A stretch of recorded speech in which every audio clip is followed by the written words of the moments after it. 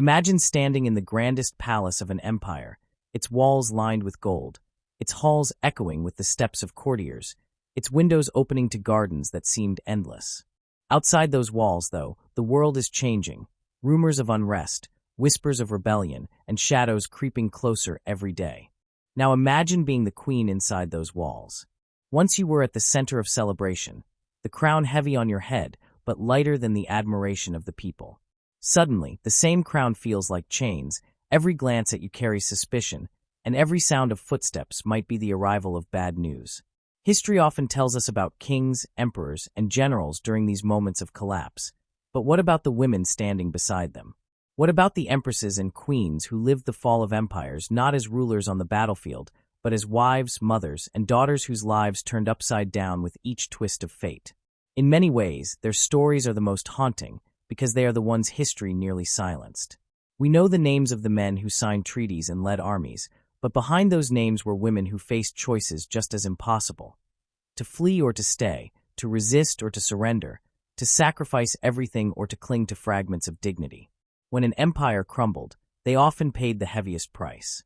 Yet, in their survival or their tragic downfall, they left us with reflections on what it really means to endure change. Take for instance the last empress of Russia, Alexandra Fyodorovna, whose world narrowed from glittering balls in the Winter Palace to captivity in a dark cellar. Or think of Marie Antoinette, once adored as a queen of fashion, later paraded through the streets as a symbol of hatred before her death. These women were not just victims of politics. They were mothers trying to protect their children, wives clinging to loyalty, human beings struggling with fear, hope, and faith in the face of collapse. Their lives remind us that behind the grand story of imperial collapse lies something more intimate, the private moments of human struggle, dignity, and despair. And what if the true story of empire's end is not in the clash of armies, but in these quiet, unseen dramas? What if the most enduring lessons of history lie not in the victories or defeats of men, but in the resilience of women who bore the consequences? By looking at their lives, we are not only uncovering forgotten voices, but also reflecting on something deeply universal. How any of us might endure when everything we know begins to fall apart. Welcome to our channel, Words of Time. In this video, we will journey into the unseen side of history, where crowns glittered but also weighed heavy, where queens faced storms that tested more than power, and where resilience became their lasting legacy. The fall of empires has always been written as the story of rulers, battles, and the grand sweep of power, yet what remains overlooked is the quiet, unrecorded suffering and resilience of those who stood in the shadows of the throne. Among them, royal women carried burdens rarely acknowledged, their lives interwoven with the fragile fate of the realm. The collapse of an empire did not just belong to the emperors, the generals, or the bureaucrats. It unfolded inside the chambers of women who had no choice but to watch, endure, and sometimes act with the small means available to them. When dynasties faltered, the women of the palace bore the humiliation of exile, the loss of status, and the pain of becoming living relics of a vanished order. History records their names less often, but in truth, their private grief was as much a part of the end as the signing of a treaty or the fall of a capital city. Consider what it meant to live under the golden ceilings of an imperial palace, where every movement, every word, was bound by protocol. For many women of royal households, their lives were spent in a space that was simultaneously luxurious and suffocating. Within those gilded walls, they experienced both power and isolation. A queen or empress might influence the affairs of state through whispered counsel or carefully timed interventions, but her influence could vanish the moment fortune turned against her family. The collapse of an empire transformed her from a figure of reverence into a symbol of decay. The women of fallen courts often became scapegoats, accused of extravagance, manipulation, or weakness, regardless of the truth. Their private fears, their struggles to hold families together as armies advanced or treasuries emptied, remained invisible behind the sweeping accounts of emperors losing battles or signing their abdications. When we look at the end of Rome, Byzantium, or the Qing dynasty, there is always a pattern. The official narrative turns its gaze outward, toward generals, foreign invaders, and treaties. Yet the private story played out behind closed doors, where women bore the weight of the empire's decline in the most intimate ways. Mothers feared for their children's survival in a world where their names carried both privilege and danger. Daughters were married off in desperate alliances that dissolved as quickly as they were made. Widows found themselves stripped of wealth and forced into cloisters, not as acts of devotion, but as instruments of control. And younger women, once draped in silks, now sold whatever jewelry they had left to buy bread when palaces fell silent. In every crumbling dynasty, the sunset of imperial glory dimmed the lives of these women long before the outside world noticed. Take, for example, the women of the late Roman imperial house. Behind the constant wars and assassinations, there were empresses like Aelia Eudoxia or Galla Placidia who lived in a world of shifting loyalties. They were often widowed by sudden political violence, forced into marriages that secured temporary alliances, or caught in the schemes of generals who treated them as pawns. Galla Placidia, for instance, endured captivity among the Goths, a marriage into her captor's ruling family, and then a return to Rome where she had to play the role of regent. Her story reveals how survival demanded constant adaptation, resilience, and a will to endure circumstances beyond control. Though chroniclers placed her in the margins, her life reflects the way imperial women carried the legacy of their houses even when their worlds collapsed. Centuries later, in Byzantium, palace women continued to embody this paradox of privilege and peril. An empress could be a patron of the arts, a force behind religious councils, or a quiet manipulator of court politics. Yet when power shifted, these same women could be forced into monasteries, their heads shaven, their names erased. The fall of Constantinople to the Ottomans in the 15th century sealed the fate of countless women of the imperial household who suddenly found themselves uprooted from a world of Byzantine ceremony into the uncertain life of captives or dependents. Some were absorbed into the Ottoman harem, others faded into obscurity. For them, the end of the empire was not only a historical event, but a tearing away of identity, language, and heritage. The Qing dynasty in China offers another glimpse into this hidden dimension. The collapse of the dynasty in the early 20th century is remembered through images of a weakened court, foreign encroachment, and revolution. But within the Forbidden City, the women of the Manchu court faced a transformation that stripped them of their ancestral role. Empress Dowager Cixi, often painted as a figure of manipulation and decadence, is remembered more for scandal than for the sheer complexity of ruling a fracturing empire through delicate balancing acts. After her, the young Empress Wanrong, wife of the last Emperor Puyi, witnessed the slow unraveling of imperial dignity into the humiliation of puppet rule and eventual exile. Her life ended in despair and obscurity, her body never honored in the way tradition had once demanded. These stories of women reveal how the imperial collapse was not an abstract transition, but a lived experience filled with hunger, humiliation, and fractured families. Beyond the walls of the palaces, imperial women also left traces of how they coped with loss. In letters, poetry, and oral traditions, fragments of their voices survive. Some wrote laments for their fallen cities, as Byzantine princesses did when exiled to foreign lands. Others composed poetry that disguised personal grief as allegory, as Japanese court ladies had done in earlier centuries when dynastic changes unsettled their lives. These works show that women preserved memory differently than the chroniclers who served kings and emperors. Their accounts were not about conquest or treaties, but about absence, longing, and the struggle to make sense of sudden emptiness. The collapse of an empire was not a clean break. For women of royal households, it was often a long process of slow decline.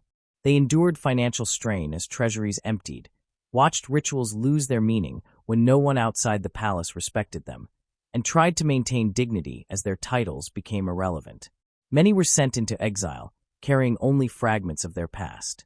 Some sought refuge in religion, finding in prayer a measure of control in a world where all else was lost. Others turned to teaching, nursing, or patronage in exile communities, reshaping their identities in the absence of crowns and thrones. Their resilience became a form of quiet resistance against the erasure of their past. The human drama of imperial collapse cannot be told without these private experiences. To imagine the last evening in a crumbling palace is to think not of the emperor's final decree, but of the empress gathering her children in fear, of the princesses listening to distant cannon fire, of the widowed queen trying to secure safe passage for her household. The empire ended not only in the field or in treaties, but in the chambers where women whispered prayers, made impossible choices, and prepared for the unknown. It is here that the story of collapse becomes truly human, stripped of grandeur, revealing grief, courage, and a fragile hope for survival. When we look back, it is tempting to treat these women as passive victims of history, but that view denies the depth of their agency. Even in restricted circumstances, they shaped outcomes. A marriage arranged by an empress could shift alliances. A decision to shelter loyal servants could preserve fragments of a culture. A letter written in exile could carry the memory of a dynasty into another generation. Their lives remind us that empires did not vanish in a single moment of surrender. They unraveled through countless private acts of endurance, negotiation, and adaptation. To unveil the imperial sunset is to see beyond the shining surface of crowns and banners. It is to acknowledge the women who bore the weight of endings with no celebration, no recognition, and often no record in the grand histories. Their stories, though fractured and hidden, complete the picture of what it means when an empire falls. They show us that the sunset of imperial power is not only about the rulers who signed away kingdoms, but also about the mothers, daughters, wives, and widows who lived through the collapse in silence. Without their experiences, the story of decline remains hollow. The Empress in the Eye of the Storm was rarely what the world imagined. Coins, portraits, and courtly pageantry suggested an image of perfection. Flawless skin, precise gestures, jewels glittering with every movement. The public saw the embodiment of order and grace, the visible anchor of dynastic continuity. Yet the truth was far less polished. She was flesh and blood, a woman whose life was defined by obligations that demanded obedience, endurance, and above all, the sacrifice of her own desires. When her empire flourished, the trappings of privilege could mask the hidden strain of her existence. Her words carried weight beyond comprehension. Her presence could charm, comfort, or command attention, and her role within the palace seemed enviable to anyone outside its gilded walls. But empires are fragile things. When cracks began to appear in the facade of power, when prosperity turned to uncertainty, that gilded life became a cage, and the empress discovered that neither rank nor wealth could provide escape. The earliest warnings of decline were subtle. Courtiers moved with hesitation, servants lingered outside doors unsure of how to deliver ill news, and the usual rhythm of palace life slowed, punctuated by moments of silence that felt foreign and intrusive. Laughter and music that had once filled vast halls vanished, replaced by a hush heavy with apprehension. She noticed it in the small gestures of those around her. A gift that arrived late or lacked its usual richness, eyes that no longer sparkled with loyalty but with calculation, banquets that shrank in scale as the resources of the state diminished. More personal signals were harder to ignore.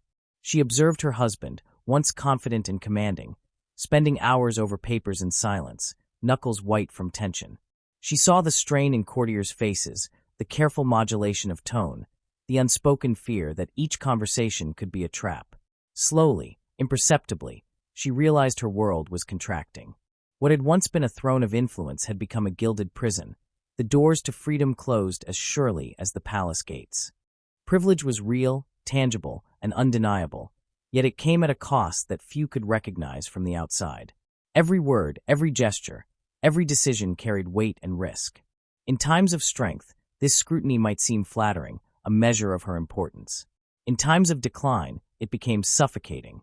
Compassion was misread as weakness, silence as complicity, attempts to comfort children as indulgence. The paradox was relentless. Celebrated as the mother and protector of the empire, yet blamed for its failures, her humanity recast as culpability. Consider Alexandra Fyodorovna, the last empress of Russia. To the public, she was the elegant consort of Nicholas II, draped in pearls and silks, presiding over a court steeped in tradition and ceremony. To those who knew her personally, she was vulnerable, struggling with poor health, and consumed by love for her family. The birth of her son, Alexei, with hemophilia transformed her role from ceremonial to agonizingly intimate, as she bore the constant fear that each bruise or fever could reveal the fragility of the dynasty. In her desperation, she turned to Rasputin, a mystic whose influence promised hope but ultimately fueled scandal.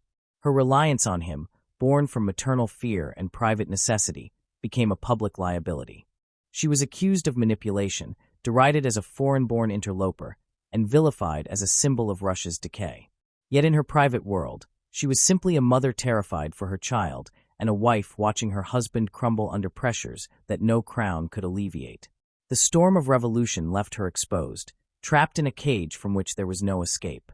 Across the continent and decades earlier, Wanrong, the last empress of China, endured a similar trajectory. Entering the Forbidden City as a young woman, she expected marriage to bring affection, partnership, and the promise of a stable court. Instead, her life became a series of constraints. Puyi, the last emperor, offered neither intimacy nor support, and as dynastic collapse came, she found herself carried into a world of puppet rulers and foreign control. Japanese occupiers used her as a symbol to validate their authority in Manchukuo, yet behind that facade lay despair, isolation, and dependence on opium to dull the relentless pressures of a life reduced to performance. Her days and nights were consumed by a cage built from palace walls, public expectation, and the loss of personal agency. The empire was gone, and she lived in exile, her death marked not by ceremony but by neglect. The weight of her crown had outlasted its meaning, leaving her trapped in the shadows of history. Marie Antoinette of France exemplified another facet of this reality. Young, fashionable, and admired for her beauty, she entered court life with hope and charm. Yet when France plunged into revolution, she became the symbol of all that was wrong in the monarchy. Extravagance, once celebrated as refinement, was recast as evidence of indifference. Pamphlets painted her as a parasitic foreigner, a drain on a nation spiraling into crisis. In letters and diaries, however, she emerges as a devoted mother and cautious counselor, striving to protect her children and guide her husband with intuition rather than formal politics. Ultimately, the storm consumed her and her family. To the mob, she was a villain. In private, she was a mother walking to the guillotine, enduring every step with measured dignity while her heart broke from the inside. Not every empress succumbed to despair. Theodora of Byzantium faced the Nika revolt in Constantinople with courage that defied expectation. As riots threatened to topple Justinian's reign, Theodora refused to flee. She declared that death was preferable to exile, shaming the emperor into staying. Her resolve rallied soldiers and secured the throne. In this moment, her storm became a canvas for agency rather than surrender. Yet even Theodora's power was conditional, tolerated only insofar as it served the empire's interests. Her life reminds us that even when an empress shapes history, she remains bound by the constraints of her station. The common thread across these stories is the inseparability of privilege and captivity. Gold-lined rooms, ceremonial robes, and public reverence offered a veneer of freedom but could not grant autonomy. Influence existed only within strict limits, her body and mind often subjected to the demands of heirs, ceremonies, and expectations. When the empire was strong, the contradictions could be romanticized. When it faltered, they became unbearable. The cage closed in, and the empress became both the symbol and victim of systemic collapse. Storms did not always manifest as violent upheaval. They could be quieter, insidious, and just as destructive. Consider an empress who once presided over elaborate festivals, now forced to ration food for her children. Imagine one who rode gilded carriages, now confined to dim chambers, fearful of every knock at the door. These private tempests, often overlooked by historians focused on treaties and battles, left traces in personal letters, diaries, and lullabies whispered in fading candlelight. Resilience often emerged from these constraints. Endurance became a subtle form of power. Smiling in public while hearts broke in private, maintaining rituals stripped of meaning, offering solace to children amid despair. These acts revealed the empress's agency in ways armies and ministers could not. Her choices, though invisible to history's public eye, shaped how subsequent generations remembered dignity, care, and fortitude. Standing in the eye of the storm was deceptive. A moment of calm could suggest respite, but it was always temporary, a fragile pause before the next wave of upheaval. Every day brought new threats: betrayal from courtiers, rumors of military defeat, the slow erosion of wealth and influence. Escape was impossible. The crown was as binding as iron. Privilege was simultaneously armor and prison. The sunset of empires is often told through politics and conquest, but the private lives of empresses reveal a deeper human cost. Alexandra clutching Alexei in a basement, Wanrong's decline in foreign lands, Marie Antoinette's measured steps to the guillotine, Cixi maneuvering in the shadows, Soraya stripped of her title, Menenesfa enduring exile, Kozum betrayed by her own court. Each story illuminates the personal grief behind public collapse. These women's experiences were central to the history of decline, yet too often marginalized in accounts that privilege male deeds and military campaigns. Empress Dowager Cixi of the Qing dynasty illustrates the slow grind of survival under impossible circumstances.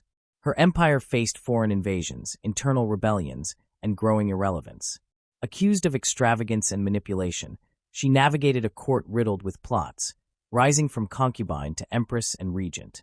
Her power was substantial but constrained, always contingent on political calculations and the survival of the dynasty. Her storm was quiet yet relentless, testing every aspect of her endurance, strategic skill, and personal fortitude. Soraya Esfandiari Bakhtarin, queen consort of Muhammad Reza Shah in mid-20th century Persia, experienced a different yet equally binding storm. The pressure to produce an heir, central to her role, eclipsed other achievements or displays of loyalty. Her inability to fulfill this expectation dissolved her marriage and status. No diplomacy, charm, or devotion could undo the personal and political consequences. Her exile demonstrated that even in modern monarchies, the cages imposed by expectation and tradition remained inescapable. Empress Menenasfa of Ethiopia faced foreign invasion in the 1930s, her family forced into exile by the fascist occupation of their country. Previously revered as a symbol of stability and maternal care, she now navigated displacement and uncertainty while protecting her children. Her dignity became a subtle form of resistance, a demonstration of endurance in exile. Yet beneath the public calm lay a sharp awareness of what had been lost. Her storm existed in the liminal space between power and displacement, between memory of homeland and the fear that return might never be possible. In the Ottoman Empire, women of the harem faced their own forms of captivity and storm. Kozum Sultan rose from slavery to become one of the most politically influential figures of her century, guiding her sons and grandsons from behind palace doors. Her authority, though formidable, depended entirely on her relationships with male rulers. When those bonds were threatened, her life ended violently, a stark reminder that even extraordinary women remained constrained by the structures they navigated. Beyond the grand courts, the quieter storms of lesser-known empresses and royal wives in smaller kingdoms mirrored these patterns. In German duchies, Balkan principalities, and Indian princely states, women endured marriages dictated by political alliances, ceremonial obligations that masked personal loneliness, and the fear of dismissal when the political tides shifted. Their names may have faded from history, but their experiences reveal that the pressures of imperial life were not limited to major empires. The cages were universal, and the storms were enduring. History often records the fall of empires as a series of battles, treaties, and territorial losses, but the human cost extends far deeper. Women at the heart of power lived storms that reshaped their identities and limited their agency. They were never mere spectators. Even when stripped of public authority, their endurance influenced families, traditions, and the cultural memory of the empire. Their stories provide a richer, more nuanced understanding of collapse, illuminating what it meant to live in the eye of a storm that spared no one. When revolutions, invasions, or internal upheavals reached their apex, empresses stood at the epicenter. Some, like Marie Antoinette, met death with measured dignity. Others, like Alexandra Fyodorovna, clutched children as they faced execution far from ceremonial halls. Wanrong faded in exile, while Theodora and Cixi managed to bend circumstances to their will for a time. Yet the essential truth remained. Their privilege was inseparable from captivity. They could exercise influence, but they could never escape the constraints imposed by birth, marriage, and tradition. What is most haunting is the silence surrounding these experiences. Diaries were destroyed, letters burned, voices unheard. What remains are fragments, a note of longing for children, a whispered fear of mob violence, a poem composed in exile mourning lost cities. These traces reveal that the storm was real, lived in moments of private grief, quiet courage, and unrecorded decisions. Ultimately, the Empress in the eye of the storm was never merely a ceremonial figure. She embodied the contradictions of life at the edge of collapse, visible yet invisible, powerful yet powerless, adored yet blamed. Her cage was not always made of iron, but it was inescapable, composed of expectations, tradition, and historical silence. Her story reframes the narrative of decline, shifting the focus from politics and military events to the human heart, showing that empires fall not only on battlefields, but also in the private rooms where women endured, protected, and bore the consequences of events beyond their control. To remember these women is to see collapse in human terms. Alexandra Fyodorovna clutching her son, Wanrong numbed by despair, Marie Antoinette walking toward her fate, Cixi maneuvering through palace intrigues, Soraya stripped of her role, Menenesfa enduring exile, Kozum betrayed within her court. Each life demonstrates that crowns, while symbols of glory, were also instruments of confinement. The sunset of empires was not only a spectacle of armies, banners, and treaties. It was a deeply personal storm endured by women whose endurance shaped the memory of entire ages, often silently, often at great cost, and always in the eye of a storm that spared no one. The whispers of war began long before the soldiers appeared at the gates. For a royal wife, the signs of conflict were carried not only in official reports, but in the restless air of her household. The courtiers who once smiled with ease now entered her chambers with downcast eyes, offering platitudes that barely masked their fear.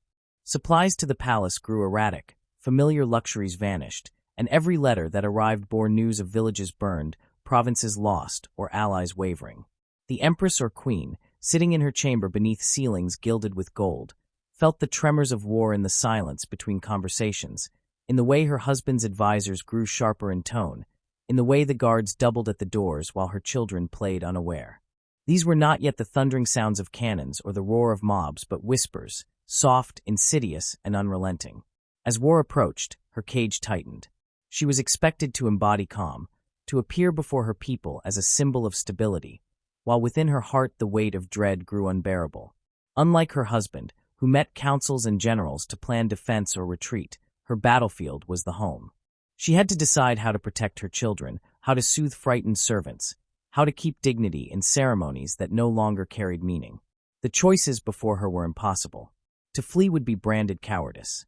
To stay could mean captivity or death. To defy might inspire others, but would endanger her family. Each path was a kind of sacrifice, and none of them could promise safety. Alexandra Fyodorovna of Russia knew this fear intimately in the final years of the empire. As revolution swelled into war within the streets, she heard not only the noise of crowds, but the sharper sound of betrayal echoing in her palace halls. She was despised by the public, her German origins turned into proof of treachery, her closeness to Rasputin twisted into scandal. As war consumed Russia and soldiers abandoned the front, she was trapped in a palace that no longer protected her. She could not run, for the empire's pride forbade it. She could not remain untouched, for hatred seeped through the walls. Her whispers of war became shadows of exile when she and her family were taken from the throne to Siberia. There, the woman who once presided over Europe's most glittering court lived in cramped quarters under guard, reduced to sewing and gardening to pass the days, awaiting a fate she must have feared but could not name. Flight, defiance, or sacrifice. Each choice had already been stripped from her, and what remained was endurance until the final storm arrived in the form of execution. Across the world and across time, other royal wives lived the same paradox. Empress Wanrong of China faced her own war not in the form of revolution, but in the invasion of her country. With her husband Puyi reduced to a puppet under Japanese control, she was caught between foreign rulers who used her as a symbol and a homeland that no longer accepted her as legitimate. When Japan fell, and the empire of Manchukuo collapsed, Wanrong fled into the mountains with her husband's retinue. Their flight was no royal procession. They moved with fear, hunted by advancing armies, abandoned by many who once pledged loyalty. She carried nothing of her former grandeur, only a fractured life filled with illness and despair. Captured by Chinese communist forces, she was imprisoned, denied medical care, and died in squalor. Her whispers of war ended in a shadowed exile, so complete that even her remains were lost for decades. Marie Antoinette's storm came when war was not only against foreign enemies, but against her own people. The French Revolution turned her from queen to enemy of the nation. When the palace at Versailles was stormed, she was forced to flee with her family to Paris, not as honored royalty, but as captives under the gaze of hostile crowds. In that moment, she embodied the impossible choice. Had she fled earlier, she would have been condemned as a coward who abandoned France. By staying, she became the prisoner of her people. She chose to defy, carrying herself with poise even when humiliated, comforting her children while knowing their innocence could not shield them. Her exile was not in a distant land but within her own city, her cage the walls of the Tuileries, and later the Temple prison. The queen who once dazzled Europe with her gowns and gardens was reduced to sewing plain clothes, cooking simple meals, and watching her son torn from her side to be remade into a Republican citizen. Her whispers of war ended with shadows darker still, as she walked to the guillotine, mocked by the same crowds that once cheered her carriage. Theodora, centuries before in Byzantium, confronted her war with defiance rather than flight. When the Nika revolt engulfed Constantinople, the city was torn by flames and mobs shouting for the emperor's overthrow. Justinian was ready to flee, but Theodora refused. She told him that purple made a noble shroud, that exile was worse than death, that she would rather stand and face the mob than live in dishonor. Her words stiffened his resolve, and soldiers crushed the revolt. For her, the whispers of war became a test of will, and she chose sacrifice, not of her life but of safety. Yet even in triumph, her cage remained. She could defy in that moment, but she was still bound by the palace walls, by suspicion, by the judgment of chroniclers who painted her as scandalous. The shadow of her exile was not physical but historical, for her voice was twisted by those who could not accept her strength. The stark reality of exile was a shared fate. For many royal wives, it began with hurried departures, jewels hidden in garments, children bundled against the cold, loyal servants carrying what little could be saved. Their palaces, once filled with music, were abandoned in silence. Exile stripped them of names and titles. In foreign lands, they became dependents on the mercy of allies or relatives, their crowns meaningless outside the borders of vanished kingdoms. Alexandra Fyodorovna became just another captive in Siberia. Wanrong died nameless in a prison. Marie Antoinette was mocked as the Austrian woman. Countless others, unnamed in chronicles, were reduced to pensioners, widows, or forgotten exiles writing letters from damp lodgings in foreign cities. Yet exile also revealed resilience. Some royal wives rebuilt lives far from their thrones. After the fall of Napoleon, his wife Marie-Louise lived on in Parma, raising her children quietly, finding a measure of peace away from France. Queen Isabella of Spain, exiled to France after being deposed, continued to wield influence among émigrés, her salons filled with politics long after her throne was gone. These women bore the scars of loss but adapted, proving that even in exile the cage could be reshaped into a space for survival. The whispers of war always became shadows of exile because conflict never ended with surrender alone. For the men who ruled, exile was often temporary, a stepping stone to negotiation or a return to power. For the women, it was permanent, a lifelong dislocation. They lost not only their titles, but their sense of belonging. Their children grew up in foreign lands, speaking languages not their own. Their jewels were sold to pay debts. Their portraits gathered dust in abandoned halls. And still, they endured, keeping alive the rituals of their past, even in modest rooms far from the palaces they once commanded.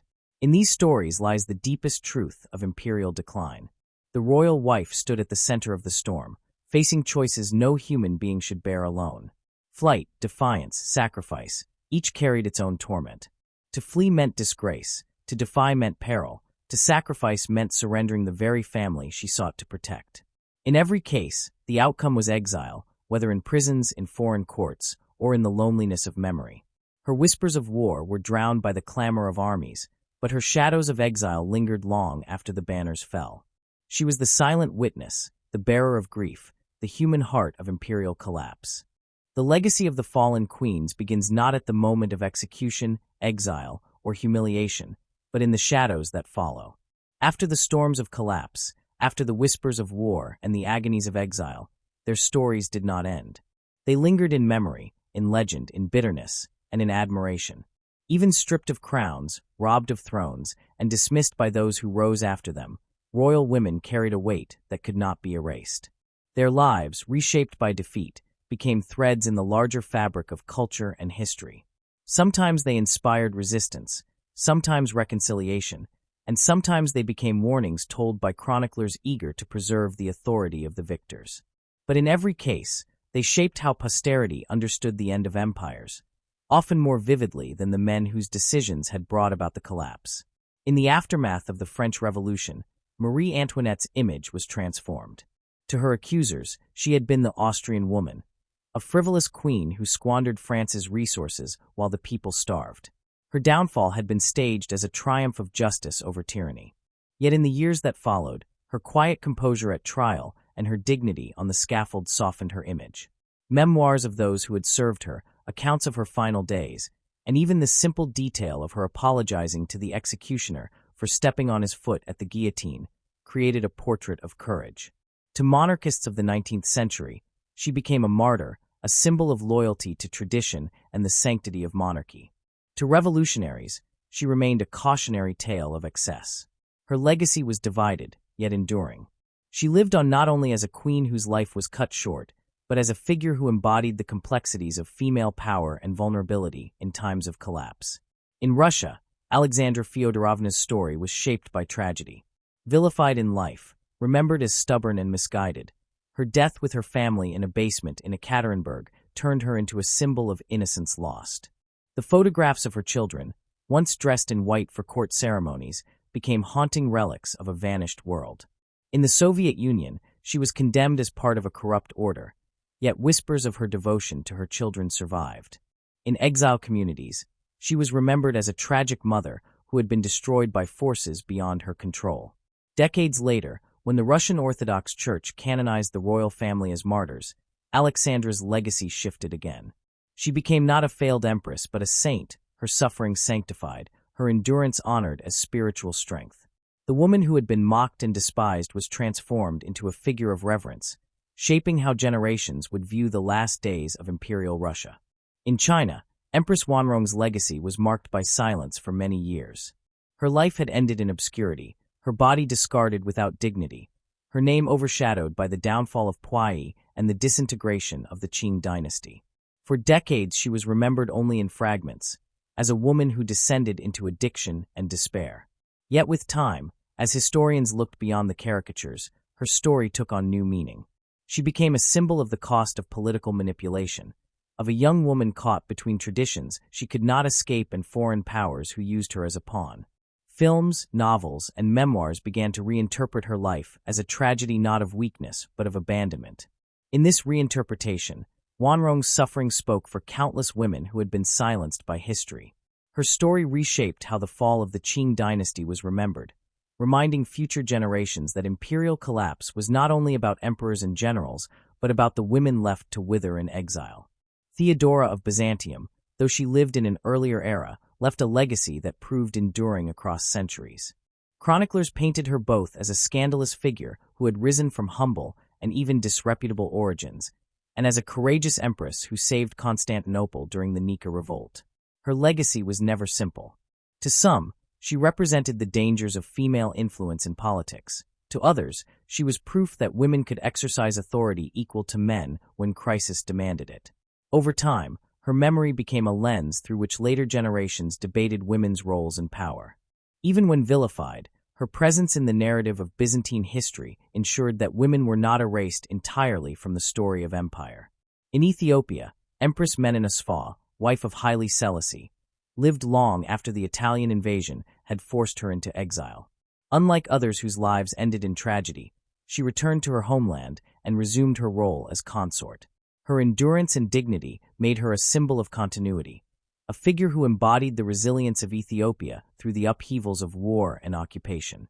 She was remembered not only as the wife of the emperor, but as a patron of education, charity, and faith.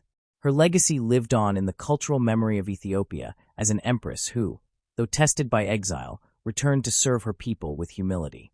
In this way, her life became not a tale of loss but of reconciliation, shaping how Ethiopians understood the endurance of their monarchy in the modern age. In Persia, Soraya Esfandiaribakshri's legacy was different still. After being divorced by the Shah because she could not produce an heir, she lived in exile in Europe, cut off from her former life. Yet she did not vanish into obscurity. Her grace, her independence, and her tragic love story captured the imagination of the public. She became a cultural icon, remembered in films, novels, and memoirs as a woman who embodied both the fragility and strength of modern queenship. Though her marriage ended, her narrative influenced how Iranians and Europeans alike thought about monarchy, not as an unshakable institution, but as a fragile union of personal lives and political necessity. Her exile gave her a different kind of power, the power to shape cultural memory through her story rather than through her throne. The fallen queens did not shape history only through memory or legend. In some cases, they influenced resistance movements directly. During colonial occupations, women connected to fallen dynasties became symbols of defiance. In India, figures such as Rani Lakshmibai of Jhansi, though not an empress in the same sense as European queens, became legends of resistance. She fought the British with sword in hand, her death transforming her into a national heroine. Her legacy inspired generations of resistance fighters, showing that the fall of royal women could spark movements far beyond the palace walls. In other lands, queens in exile funded resistance through networks of loyalty, writing letters, raising funds, and keeping alive the dream of restoration. Their personal suffering became a rallying cry for those who refused to accept defeat. In other cases, their legacy was reconciliation. Queens who had been overthrown sometimes sought peace with the new regimes. They interceded for the lives of relatives. They softened the anger of victors by accepting exile without rebellion. They became patrons of communities in foreign lands. By their quiet endurance, they prevented bloodier reprisals. Their lives after empire remind us that reconciliation is not always born of treaties signed by men, but of the decisions of women to carry dignity into defeat. What unites these legacies is their enduring influence on how we remember the past. The fall of empires has always been written as a tale of power, but the stories of fallen queens reveal the human cost, the quiet dignity, and the enduring presence of women in shaping memory. Without Marie Antoinette, the French Revolution would lack its most poignant image of monarchy. Without Alexandra Fyodorovna, the Russian Revolution would lack its story of innocence destroyed. Without Wanrong, the fall of the Qing dynasty would be stripped of its most tragic human voice. Without Theodora, Byzantium would lack the example of female courage that redefined an empire's fate. These women, though caged, became the figures who lived on in legend, reshaping history in ways they could never have imagined. Even in defeat, queens influenced art, literature, and culture. Romantic poets mourned them, playwrights dramatized their trials, filmmakers revived their images, and historians debated their legacies. Each interpretation reflected not only their lives, but the concerns of later generations. In the 19th century, Marie Antoinette was recast as a martyr to monarchy. In the 20th, Alexandra Fyodorovna was painted as a tragic victim of revolution. In the 21st, Wanrong was remembered in film as a symbol of female despair under colonial manipulation. Each retelling shaped not only how these women were seen, but how their empires themselves were understood. The legacy of fallen queens proves that history is not only written in battles and decrees, but in memories, myths, and reinterpretations. Their voices, though often silenced in life, found ways to echo through centuries. They were remembered not just as wives or mothers, but as symbols of resilience, resistance, reconciliation, and tragedy. They carried the burden of their empires' ends into the future, ensuring that even in defeat, their presence remained. To look at their stories is to see that the empire never truly ended at the moment of collapse. It lived on in memory, in cultural imagination, in the legacies of women who endured its fall. The queens who once seemed powerless in the face of storms became the figures who defined how the storms were remembered. Their legacies are not only the shadows of exile, but the enduring light of remembrance, shaping how every generation that followed understood the meaning of empire, its rise, and its inevitable fall. When the echoes of fallen empires fade into the distance, and the crowns once gilded with jewels are reduced to relics behind museum glass, what remains most striking is not the loss of thrones or the collapse of palaces, but the survival of the human spirit. The stories of queens and empresses who endured upheaval show us that resilience is not a word written on monuments, but a quiet act lived in countless moments of fear, loss, and endurance. Across centuries and continents, their lives reveal the same patterns of human struggle. The need to adapt to a shifting world, the sacrifices demanded by loyalty or survival, and the capacity to find dignity even in defeat. Though separated by culture and circumstance, these women experience the same trials that all humans face when the ground beneath them gives way. To trace these lives together is to see that resilience was not always dramatic. For some, like Marie Antoinette, resilience was in the poise with which she walked to her death. For others, like Alexandra Fyodorovna, it was in the strength to remain a mother to her children even in captivity. For Empress Wanrong, resilience was tragically tested in the face of despair, yet her story itself, preserved against silence, became a form of survival. And for women like Empress Menenasfa, resilience was in her return to Ethiopia, her steady role in rebuilding dignity after war. Their forms of endurance varied, yet together they reveal how resilience is not always about triumph. It can be about withstanding humiliation, carrying grief without surrender, and preserving identity when everything else is stripped away. Adaptation is another thread that binds their stories. Queens were trained to embody continuity, yet survival often demanded change. Some adapted to political exile, reshaping themselves as figures of charity, culture, or even resistance. Others adapted to new realities by transforming their public image, from despised figures of privilege to symbols of sacrifice. Alexandra's canonization, for example, reframed her story from failure to holiness, allowing her memory to adapt to the spiritual needs of later generations. Soraya Esfandiary adapted in exile by embracing independence, reshaping herself into an icon whose life story resonated with modern audiences as a reflection on love and loss. In every adaptation, we see the same truth, that change is unavoidable, and survival often depends not on clinging to old roles, but on reimagining oneself in the face of disruption. Sacrifice completes this pattern, the quiet and devastating choice that defines so many of their stories. Sacrifice was not always voluntary. Queens sacrificed their safety, their freedom, and often their lives. Some sacrificed reputation for loyalty, others sacrificed love for duty, and still others sacrificed their very voices, silenced so their stories could only later be recovered.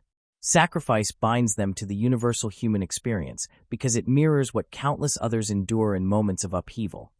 Parents sacrificing for children, individuals sacrificing for communities, people sacrificing for causes greater than themselves. The difference is that their sacrifices were made in public, etched into history, magnified by the weight of empire. Yet stripped of palaces and crowns, they reveal the same human truth.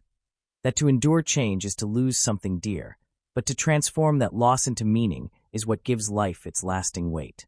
When we step back, these recurring themes connect to struggles we all know in our own lives, though on smaller scales. The fall of an empire is an extreme version of change, but the emotions it evokes, fear of the unknown, grief for what is lost, hope for survival, are the same emotions that accompany personal crises. The queens who endured collapse were not so different from families displaced by war, workers stripped of livelihoods, or individuals confronting illness, loss, or displacement.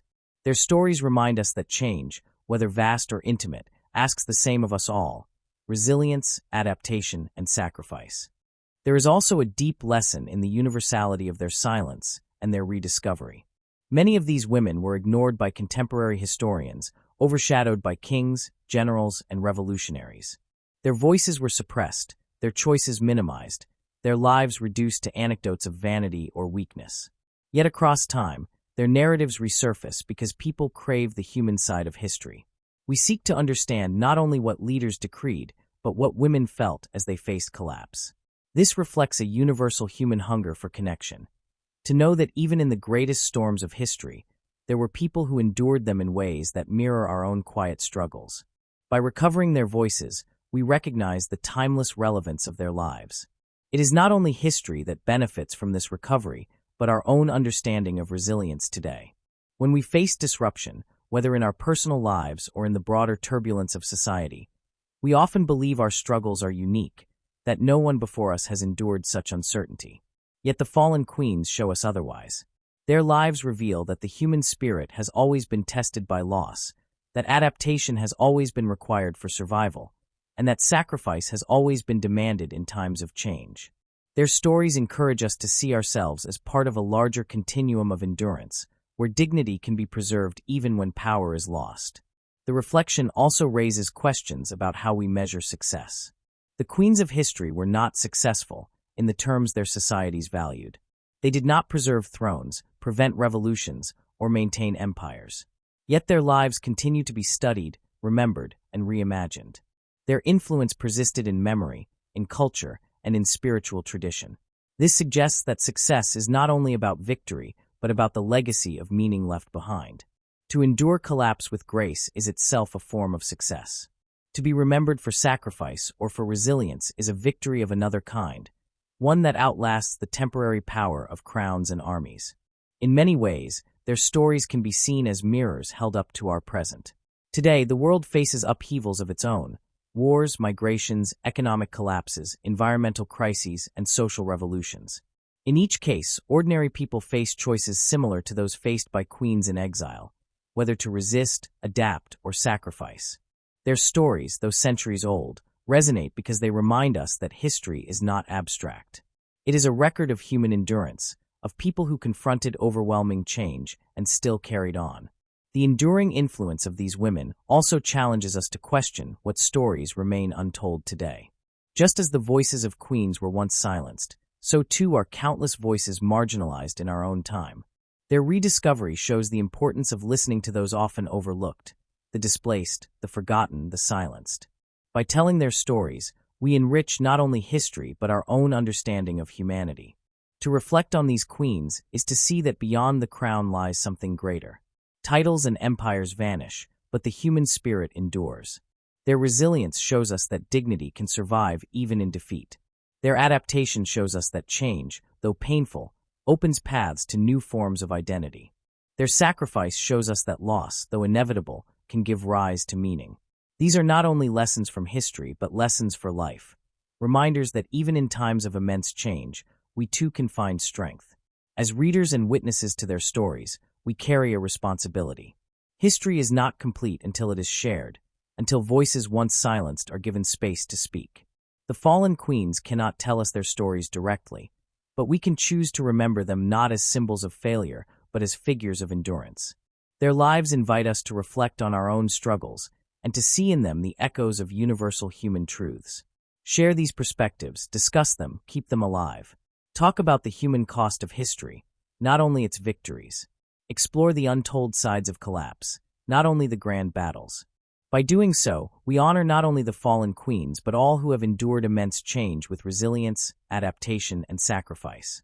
Their crowns may be gone, but their reflections remain timeless, urging us to see in their past the mirror of our present, and perhaps the guide for our future.